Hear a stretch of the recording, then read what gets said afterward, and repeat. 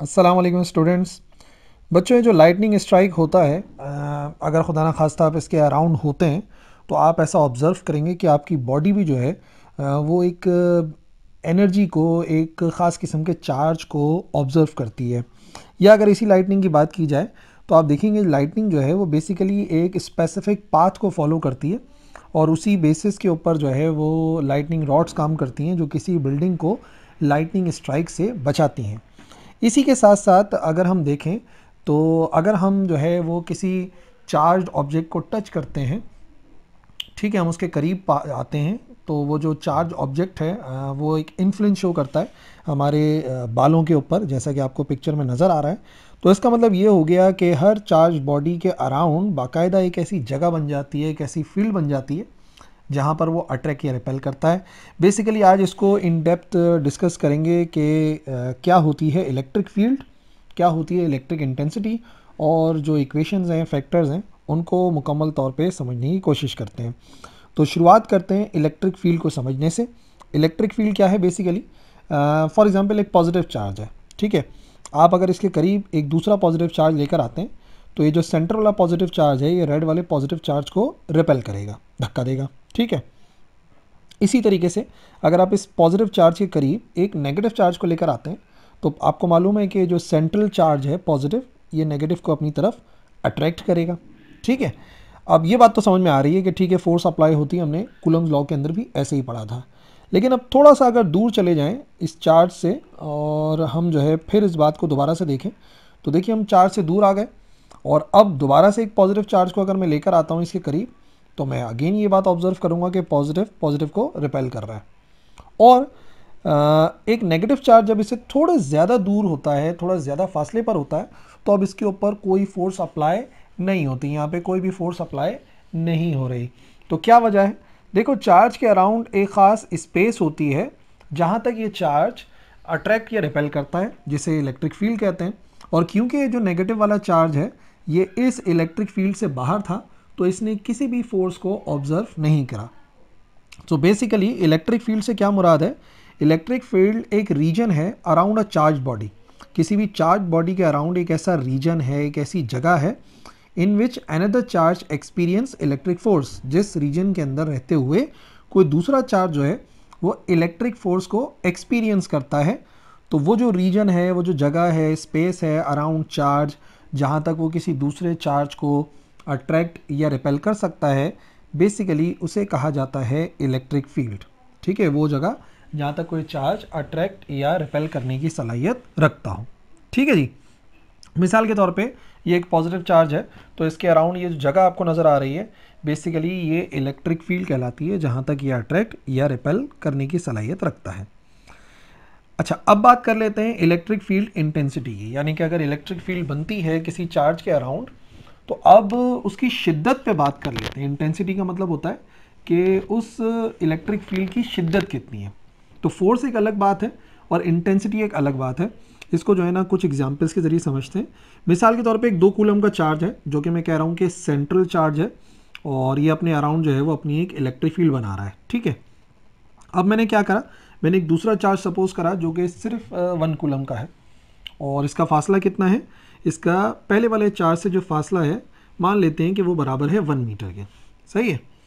अब अगर मैं इस 2 कूलम चार्ज और 1 कूलम चार्ज के दरमियान की फोर्स को कैलकुलेट करूं, आपको पता है फोर्स का फॉर्मूला कूलम्स लॉ के मुताबिक के Q1 Q2 upon R square होता है। वैल्यूज पुट करें तो के होता है 9 एक्सपोनेंट 9 और एक चार्ज है 2 कूलम, एक चार्ज है 1 कूलम सपोज किया मैंने, और दोनों के दरमियान का जो डिस्टेंस है वो 1 के बराबर है, तो ये आ गया 1 का स्क्वायर।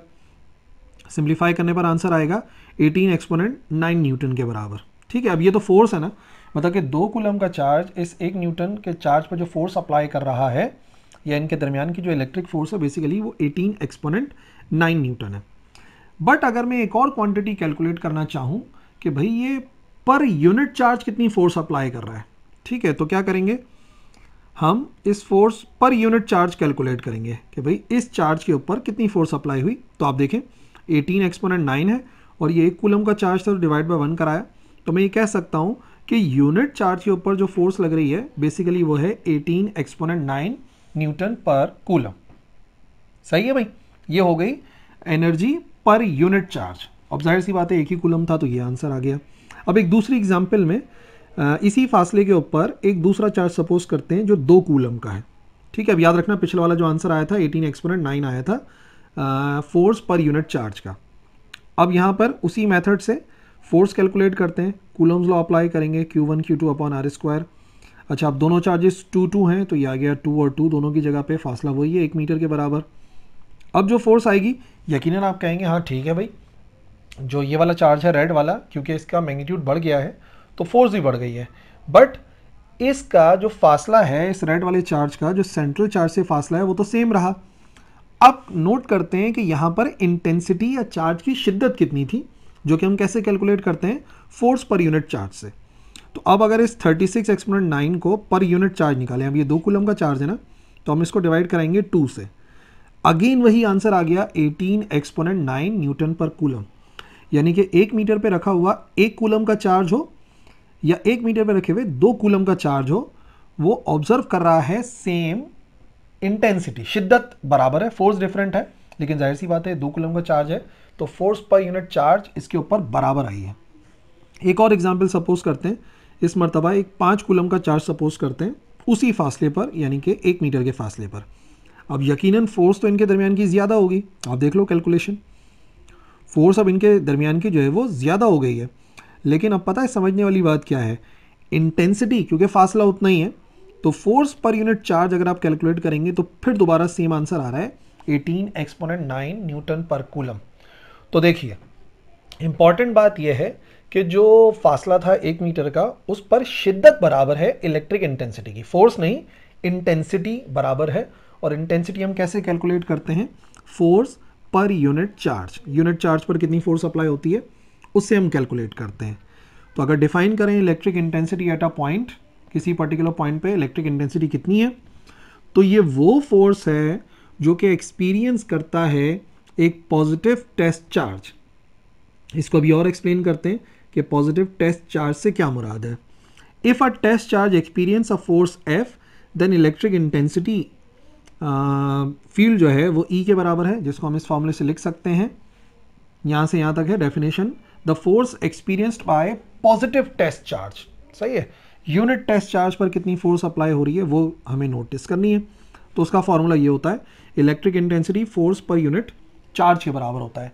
पर इस मर्तबा क्योंकि हम फॉर्मूला ड्राइव कर रहे थे तो हमने एक खास किस्म का चार्ज सपोज करा है, वो टेस्ट चार्ज भी कहलाएगा और पॉजिटिव भी कहलाएगा। तभी आप देखो मैंने उसके साथ Q0 लिख दिया। अब ये Q0 जो है ना एक स्पेसिफिक चीज़ है जिसको आप समझोगे ऐसे कि जो Q0 है ये पॉजिटिव टेस्ट चार्ज है, पहली बात होगा पॉजिटिव, और टेस्ट चार्ज है।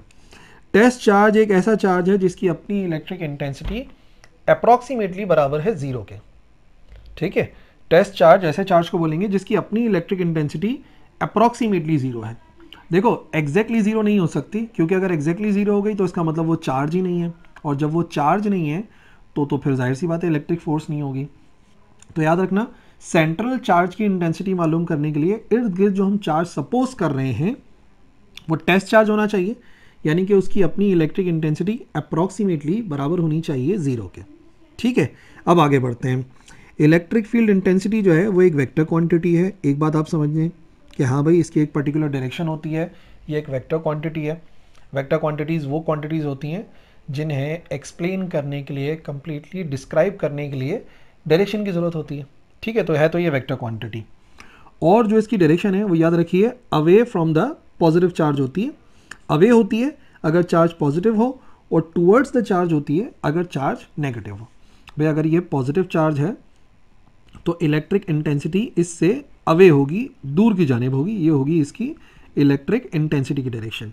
और अगर नेगेटिव चार्ज है तो वो होती है towards the negative charge. Electric intensity की ये पर्टिकुलर डायरेक्शन होती है जब हम बात करते हैं कि चार्ज पॉजिटिव है या नेगेटिव है। सही है भाई। समराइज अगर मैं करूं तो इलेक्ट्रिक फील्ड इंटेंसिटी का मतलब होता है कितनी फोर्स कोई चार्ज एक्सपीरियंस कर रहा है per unit charge. Unit charge कितना एक्सपीरियंस करता है वो इलेक्ट्रिक इंटेंसिटी है, और इसका जो यूनिट होता है वो न्यूटन पर कूलम होता है। फोर्स का यूनिट होगा न्यूटन, इसका यूनिट होगा कूलम, तो इसका मतलब ये बन जाएगा न्यूटन पर कूलम। डन। अब थोड़ा सा फॉर्मूले को समझते हैं, क्योंकि यहाँ पे फॉर्मूला ड्राइव करना बहुत ज़रूरी है। अभी जो मैं मालूम कर रहा हूँ वो इलेक्ट्रिक फील्ड है of point charge. Point charge की वजह से कितनी इलेक्ट्रिक इंटेंसिटी होगी उसको मैथमेटिकली समझते हैं। ठीक है, ऐसे समझो कि सबसे पहली बात यह है कि अगर मैं डेफिनेशन इस्तेमाल करता हूँ, according to the definition of electric intensity, अगर मैं बात करता हूँ इलेक्ट्रिक इंटेंसिटी की डेफिनेशन से, सो वो तो हमने पढ़ लिया, ई बराबर होता है फोर्स पर यूनिट चार्ज। जो टेस्ट चार्ज है उसको हमने क्यू नॉट से जाहिर किया है, और जिसकी इलेक्ट्रिक इंटेंसिटी मैं निकाल रहा हूँ वो ये सोर्स चार्ज कहलाता है, जिसको क्यू से जाहिर करेंगे। दोनों के दरमियान का डिस्टेंस आर है। अब पहले फोर्स की वैल्यू निकाल लेते हैं कूलम्स लॉ के मुताबिक। अकॉर्डिंग टू कूलम्स लॉ, अगर हम कूलम्स लॉ को इस्तेमाल करते हैं तो फोर्स बराबर होती है कि पहला चार्ज दूसरा charge divide by R square होता है।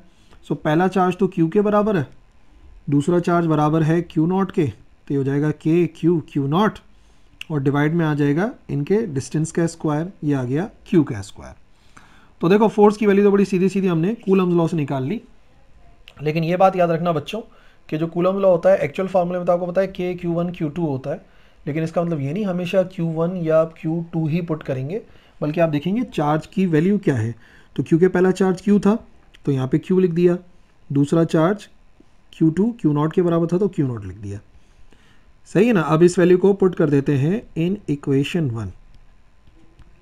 इक्वेशन 1 में पुट करते हैं तो इलेक्ट्रिक इंटेंसिटी बराबर आ जाएगी फोर्स की जगह पे फोर्स की वैल्यू, तो क्या है फोर्स K है, Q है, Q नॉट है, डिवाइड बाय आर स्क्वायर है, और अपॉन में पहले से लिखा हुआ है Q नॉट। तो क्या कैंसिल हो गया हमारे पास, Q नॉट से Q नॉट हो गया कैंसिल। तो फॉर्मूला समझने के लिए तो हम Q नॉट को सपोज कर लेते हैं, बट एक्चुअली पॉइंट चार्ज की जितनी इलेक्ट्रिक इंटेंसिटी होती है वो इस Q नॉट पर डिपेंड नहीं करती। क्या बना फॉर्मूला, K आ गया, Q आ गया, और डिवाइड में आ गया आर स्क्वायर।